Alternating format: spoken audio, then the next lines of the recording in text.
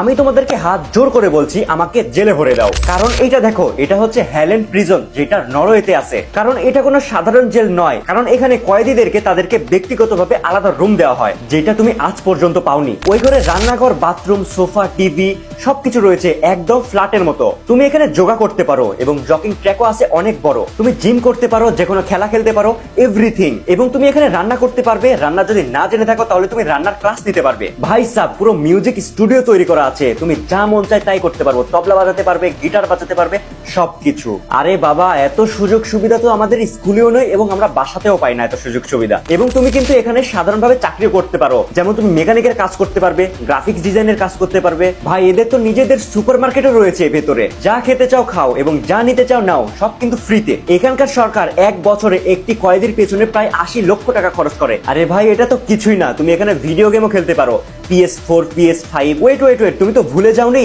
এটা কিন্তু আমি জেলের কথা বলছি, এটা কিন্তু একটি জেল। আরে বাবা, এটা তো আমার বাসার থেকেও ভালো। এত সুন্দর যদি ফ্যাসিলিটি পাই, আমি তো জেলেই থাকবো সারা জীবন।